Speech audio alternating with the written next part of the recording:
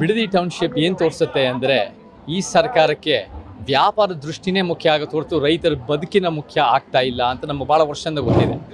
ಈ ಸರ್ಕಾರಗಳು ಏನು ಮಾಡಿದ್ದಾವೆ ಅಂದರೆ ರೈತ ವಿರೋಧಿ ಕಾನೂನುಗಳು ಅಂತ ಏನು ತಂದಿದ್ದಾವೆ, ಅದು ಒಂದು ಕೋವಿಡ್ ಸಂದರ್ಭದಲ್ಲಿ ಅದನ್ನು ತೆಗೆದಾಕ್ತೀವಿ ಅಂತ ಹೇಳಿ ಅದನ್ನು ಮಾಜಿ ಮುಖ್ಯಮಂತ್ರಿ ಸಿದ್ದರಾಮಯ್ಯ ಅದನ್ನು ತೆಗೆದಾಕ್ತಾರೆ, ಅದನ್ನು ರದ್ದು ಮಾಡ್ತಾರೆ ಅಂತ ಹೇಳಿದ್ರು. ಅದನ್ನು ರದ್ದು ಮಾಡದೆ ಇವಾಗ ರೈತರ ಜೀವನಕ್ಕೆ ಇನ್ನೂ ತೊಂದರೆ ಕೊಡ್ತಾ ಇದ್ದಾರೆ ಈ ಬಿಡದಿ ಟೌನ್ಶಿಪ್ ಮುಖಾಂತರ.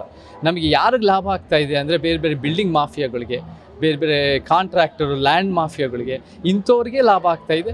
ಎಲ್ಲ ಒಂದು ಕಡೆ ನಮ್ಮ ಪ್ರಶ್ನೆ ಬರುತ್ತೆ, ಹೆಂಗೆ ನಮ್ಮ ಮುಖ್ಯಮಂತ್ರಿ ಇವತ್ತಿನ ದಿನ 7 ಕೋಟಿ ಇರೋರು 2004ನಲ್ಲಿ ಇವತ್ತು 1413 ಕೋಟಿ 2023ನಲ್ಲಿ ಇದೆ ಅಂದರೆ ಈ ಥರ ಲ್ಯಾಂಡ್ ಮಾಫಿಯಾ ಡೀಲಿಂಗ್ಗಳಿಂದನೇ ಆಗಿದೆ.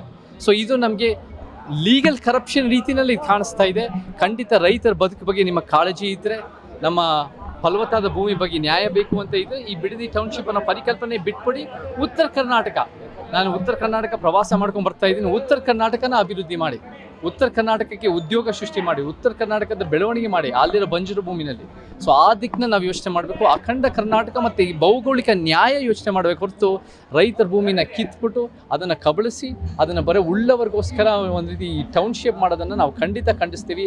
ಇಷ್ಟೊಂದು ವಿರೋಧ ಬರ್ತಾಯಿದ್ರು, ಇಷ್ಟೊಂದು ಮೀಡಿಯಾದಲ್ಲಿ ಬಂದು ಎಲ್ಲ ಭಾಗದ ರೈತರು ಬಂದು ನಿಂತ್ಕೊಂಡು, ಎಲ್ಲ ಹೋರಾಟಗಾರತಿಯರು ನಿಂತ್ಕೊಂಡ್ರೂ ಈ ಸರ್ಕಾರ ಒಂದು ರೀತಿ ಅದನ್ನು ವಾಪಸ್ ತೊಗೊತಾ ಇಲ್ಲ ಅನ್ನೋದು ಭಾಳ ಒಂದು ದುಃಖಕರವಾದ ವಿಚಾರ. ನಿಜವಾಗ್ಲೂ ಜನಪರ ಸರ್ಕಾರ ಇದ್ದರೆ ಇಷ್ಟು ವಿರೋಧಕ್ಕೆ ಇಷ್ಟೊತ್ತಾಗಲೇ ಅದನ್ನು ಫಸ್ಟ್ ಆಫ್ ಆಲ್ ಆಲೋಚನೆ ಬರಬಾರ್ದಾಗಿತ್ತು. ಆದರೆ ಬಂದಿದೆ, ತಪ್ಪು ಮಾಡಿದೆ ಅಂತ ವಾಪಸ್ ತಗೋಬೇಕಾಗಿತ್ತು. ಇದು ಒಂದು ಜನ ವಿರೋಧಿ, ರೈತ ವಿರೋಧಿ ಸರ್ಕಾರ. ಇದು ಒಂದು ಶ್ರೀಮಂತರ ಪರ, ಉಳ್ಳವರು, ಲ್ಯಾಂಡ್ ಮಾಫಿಯಾ ಪರ ಸರ್ಕಾರ ಅಂದರೆ ನಮಗೆ ಭಾಳ ನೋವಾಗುತ್ತೆ. ನಮ್ಮ ಬದಲಾವಣೆ ಬೇಕೇ ಬೇಕು. ಖಂಡಿತ.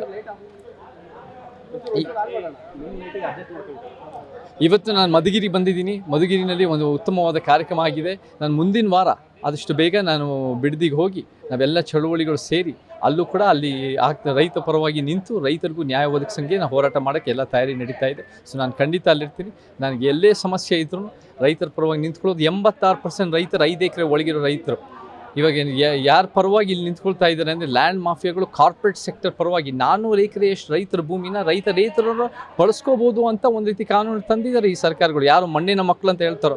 ಸೊ ಆ ರೀತಿಯಲ್ಲಿ ನಮಗೆ ಇದು ನಿಜವಾಗ್ಲೂ ರೈತ ಪರ ಸರ್ಕಾರಗಳು ಬೇಕು, ನಿಜವಾಗ್ಲೂ ಶ್ರಮಜೀವಿಗಳ ಪರ ಸರ್ಕಾರ ಬೇಕು, ನಿಜವಾಗ್ಲೂ ಬಡವರ ಪರ, ನಮ್ಮ ಕಾರ್ಮಿಕ ವರ್ಗದ ಪರವಾಗಿ ಇರಬೇಕು. ಈ ಫಲವತ್ತಾದ ಭೂಮಿನ ಕಿತ್ತು ಈ ಟೌನ್ಶಿಪ್ಪನ್ನು ನಾವು ಖಂಡಿತ ಖಂಡಿಸ್ತೀವಿ. ನಾನು ಅಲ್ಲಿ ಹೋಗಿ ಅಲ್ಲಿ ಬೆಂಬಲ ಸೂಚಿಸೋಕ್ಕೆ ಎಲ್ಲ ತಯಾರಿ ನಡೀತಾ ಇದೆ.